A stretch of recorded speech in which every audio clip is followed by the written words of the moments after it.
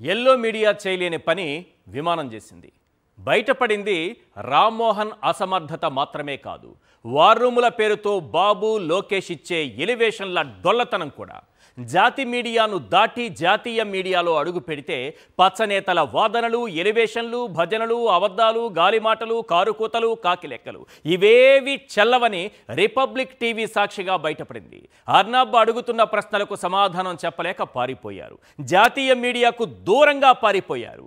అదే ఏపీలో అయితే ఎల్లో మీడియాలో అబద్ధాలు ప్రచారం చేసుకోవడానికి అవకాశం ఉండేది. అలా కాదని ఎవరైనా ప్రశ్నిస్తే పత్రికలపైన, ఛానల్స్ పైన, జర్నలిస్టులపైన అక్రమ కేసులు పెట్టే అవకాశం ఉండేది. రిపబ్లిక్ టీవీని బ్యాన్ చేశారట. అంతకు మించి ఇంకేం చేయగలరు? ఈ రెడ్ బుక్ పెతాపం మొత్తం ఏపీలో అమాయకులపైనే. ఇప్పుడు దేశవ్యాప్తంగా వినిపిస్తున్న ప్రశ్న ఏంటంటే, జాతీయ మీడియాపై అక్రమ కేసులు పెట్టే దమ్ముందా లోకేష్ అని. దేశవ్యాప్తంగా నెలకొన్న ఇండిగో సంక్షోభంపై రిపబ్లిక్ టీవీలో జరిగిన డిబేట్కు టీడీపీ నేత దీపక్ రెడ్డి వెళ్లారు. ఇంత జరుగుతుంటే civil aviation minister Rammohan Naidu ఏం చేస్తున్నారని అర్నబ్ ప్రశ్నిస్తే దీపక్ రెడ్డి అది జాతి మీడియా అనుకున్నారో ఏమో, లోకేష్కు ఎలివేషన్ ఇద్దామని ప్రయత్నించారు. ఈ సంక్షోభం నివారణకు లోకేష్ వార్ రూమ్ ఏర్పాటు చేసి పరిస్థితిని ఎప్పటికప్పుడు సమీక్షిస్తున్నారని ఓ రేంజ్ ఎలివేషన్ ఇచ్చారు. దీనికి కాస్త తెలివున్న జర్నలిస్ట్ ఎవరైనా వేసే ప్రశ్న ఏంటంటే, హూ ఈజ్ లోకేష్? అతనికి ఏవియేషన్ మినిస్ట్రీకి ఉన్న సంబంధం ఏంటి? కాస్త జ్ఞానం ఉన్నవాడైనా, చదువుకున్నవాడైనా, జర్నలిస్ట్ అయినా అడిగే ప్రశ్న ఇదే. అర్నబ్ కూడా అదే అడిగారు. అంతే, టీడీపీ నేతలు వెనక్కి తిరిగి చూడకుండా పారిపోయారు. రిపబ్లిక్ టీవీని బాయ్కాట్ చేశారు. అర్నబ్ ఏమైనా తక్కువ తిన్నాడా? డిబేట్కు టీడీపీ నేతలు రాకపోయినా ఖాళీ కుర్చీ చూపించి దేశంలో తెలుగుదేశం పరువు తీశారు.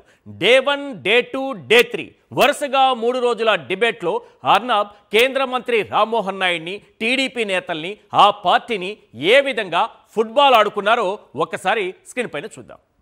ఆ ఖాళీ కుర్చీ టీడీపీ బాయ్కాట్ చేసిందా, పారిపోయిందా ఏమో కానీ ఖాళీ కుర్చీ రేపటి టీడీపీ భవిష్యత్తును చూపిస్తోంది. కుర్చీ ఖాళీ చేయాలన్నట్టుగా కనిపిస్తోంది అక్కడ. అసలు మనం విన్న పాయింట్ ఏంటి? అర్నబ్ ఏం చెప్పారు? జీరో. మీరు మా డిబేట్కు రాకపోతే మా ఛానల్పై పడే ప్రభావం జీరో. గుర్తుపెట్టుకోండి, అర్నబ్ చెప్పాడు, మేం చెప్పలేదంతే. మిగతాదంతా సేమ్ టు సేమ్. ఇక్కడంతా ఒక పాయింట్ మిస్ అవుతున్నారు. ఇండిగో సంక్షోభం దెబ్బకి జాతీయ స్థాయిలో రామ్మోహన్ నాయుడు అసమర్థత ఏంటో బయటపడింది. గడిచిన 18 నెలలుగా ఏపీలోని అన్ని రంగాల్లోనూ పాలకుల చేతగానితనంతో ఇంతకు మించిన సంక్షోభాలు చుట్టుముట్టాయి. కానీ కూటమి నేతలు తమ అసమర్థత, విధ్వంస పాలన బయటపడకుండా ఉండేందుకు ఎల్లో మీడియా ముసుగు కప్పారు. జాతీయ మీడియా దెబ్బకు టీడీపీ భయపడి పారిపోయింది. కానీ ఏపీలో ఎల్లో మీడియా సాయంతో బాబు నెట్టుకొస్తున్నారు. అసలు కేంద్ర మంత్రి సంగతి సరే పక్కన పెడదాం, రాష్ట్ర మంత్రుల సంగతి ఏంటి? కనీసం పాస్ మార్కులు తెచ్చుకోలేని మంత్రులు ఎందరు? సీఎం, డిప్యూటీ సీఎం లోకేష్ పనితీరు హిట్టా ఫట్టా? ఒక్కసారి స్క్రీన్ పైన చూద్దాం. రాజీనామా చేయాల్సింది రామ్మోహన్ నాయుడు మాత్రమేనా, వీళ్ళు కూడానా అన్నది కూడా ఒక్కసారి తేల్చేద్దాం. కొంతమందినే తీసుకుంటున్నాం మనం, అందరినీ కాదు. ఒక్కొక్కరి జాతకాలు చాలా ఉన్నాయి. కొందరిని తీసుకొని కొన్ని ఎగ్జాంపుల్స్ మాత్రం మాట్లాడుకుంటే మీరే డిసైడ్ చేయండి. రాజీనామా చేయాల్సింది రామ్మోహన్ నాయుడు మాత్రమేనా? సినిమా షూటింగులు, ప్రమోషన్లలో బిజీగా ఉండే అటవీ పంచాయతీరాజ్ శాఖ మంత్రి కూడా? ప్రత్యేక విమానాల్లో షికార్లు, విలాసాలు, అంతులేని నిర్లక్ష్యం, పేరుకుపోతున్న పెండింగ్ ఫైళ్లు, సొంత నియోజకవర్గంలో పిల్లలపై కుల వివక్ష, సుగాలి ప్రీతి తల్లిపై తన నేతలతో మాటల దాడి. మరి ఆయన హిట్టా ఫట్టా? మీరే తేల్చండి. నెక్స్ట్, నారా లోకేష్ గారు విద్యాశాఖ మంత్రి. హాస్టళ్ళు, రెసిడెన్షియల్ స్కూళ్లలో 29 మంది విద్యార్థులు మృతి. ఇది దేశం చూసి సిగ్గుతో తలదించుకుంటోంది. తెలుగుదేశాన్ని చూసి దేశం. నెక్స్ట్, 7,800 కోట్ల రూపాయల ఫీజు బకాయిలు. Hats off. సర్టిఫికేట్లు అందక విద్యార్థుల అవస్థలు. మనకేంటి, మనం విలాసవంతమైన జీవితాలు గడిపితే మనకు సరిపోతుంది. రెడ్ బుక్ పేరుతో అరాచకం, ఇదొక్కటి తెలుసు. ఈ రెడ్ బుక్ని ఏదో అర్నబ్ పైనో, రిపబ్లిక్ టీవీ పైనో, జాతీయ మీడియా పైనో చూపించగలిగితే అప్పుడు మనకి మన రెడ్ బుక్ కరెక్ట్, చాలా గొప్పదనుకోవచ్చు. ఏదో అమాయకుల పైన, ఇక్కడ ఉన్నటువంటి జర్నలిస్టుల పైన పెట్టేసుకోవడానికి మాత్రం రెడ్ బుక్ పనికొస్తుంది కేసులు పెట్టుకోవడానికి. నెక్స్ట్, ఉర్సాగాళ్లకు భూ సంతర్పణ. వీళ్ళ గురించి అంతకంటే ఎక్కువ చర్చించలేము. ఇప్పుడు చెప్పండి, నారా లోకేష్ గారు విద్యాశాఖ మంత్రి హిట్టా ఫట్టా? నెక్స్ట్, హోంమంత్రి అనిత గారు.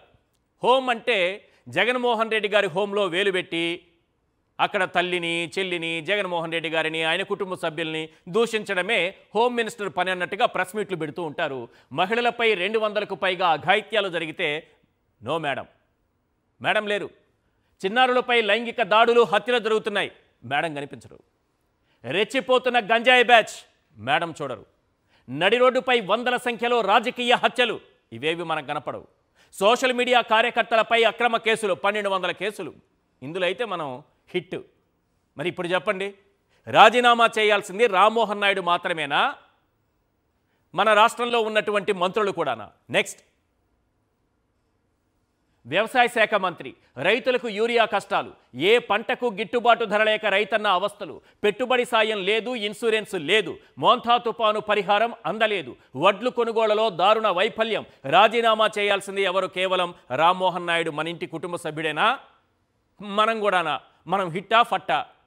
తేల్చుకోండి, రాష్ట్ర ప్రజలకు తేల్చండి. అక్కడ అర్నబ్ తేల్చారు రామ్మోహన్ నాయుడు గారి సంగతి.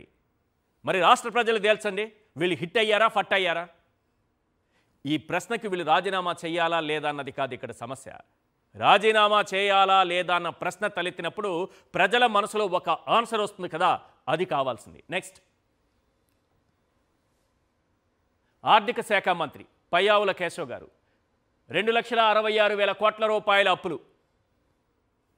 దేశంలోనే మొదటి 6 నెలల్లో అప్పుల్లో ఈ రాష్ట్రాన్ని టాప్లో నిలబెట్టిన ఘనత. అంటే వారేం చేస్తారులేని పాపం.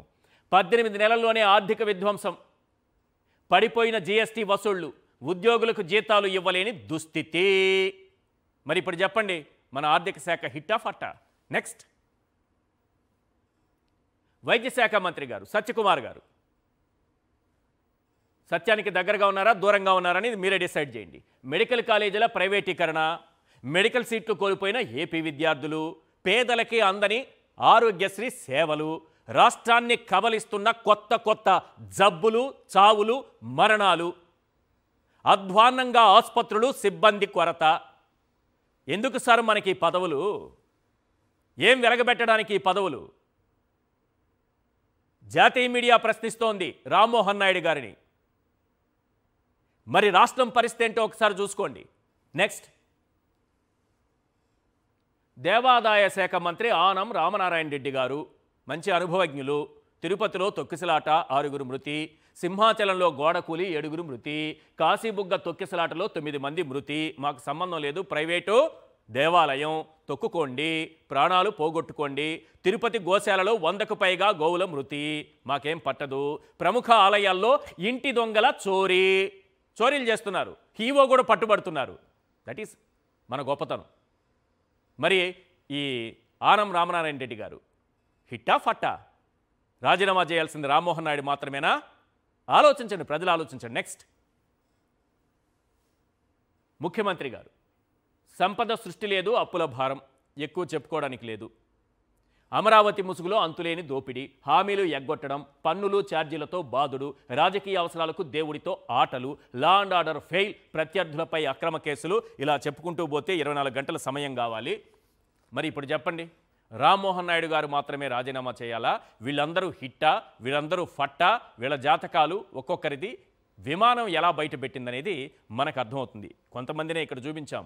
ఇంకా ముఖ్యమైనది, సినిమా టికెట్లు, సినిమా షోలకు అరేంజ్మెంట్సు, ప్రివ్యూ షోలకి అవేవో వేస్తారు కదా, ముందుగా ప్రీ రిలీజ్ ఫంక్షన్లకి అరేంజ్మెంట్లు చేసే మంత్రులు ఉన్నారు. లైంగిక వేధింపులకు పాల్పడేటటువంటి ఎమ్మెల్యేలు ఉన్నారు. కొడుకు లైంగికంగా మహిళల్ని వేధిస్తుంటే ఒక మంత్రిగా కొడుక్కి ఆ వేధింపులకి మధ్యలో ఉన్నటువంటి మీడియేటర్కి సపోర్ట్ చేసే మంత్రులు, ఇసుక దోపిడీ, మద్యం వ్యాపారం, సిండికేట్లు, ఇవన్నీ చేసుకుంటున్నటువంటి ఎమ్మెల్యేలు, రేషన్ బియ్యం తరలిస్తుంటే కోట్లాది రూపాయల రేషన్ బియ్యం ఆల్రెడీ తరలిపోతుంటే మన పౌర సరఫరాల శాఖ మంత్రి గారు ఉన్నారు. మరి వీరందరికీ వీళ్ళ పరిస్థితి, వీళ్ళ పెర్ఫార్మెన్స్ హిట్టా ఫట్టా? విమానం చెప్పిన ఎల్లో జాతకం ఏంటి? టుడేస్ బిగ్ క్వశ్చన్ ఒకసారి స్క్రీన్ పైన చూద్దాం.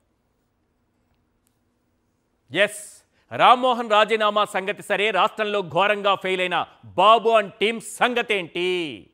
దీనిపైనే మనం చర్చించబోతున్నాం.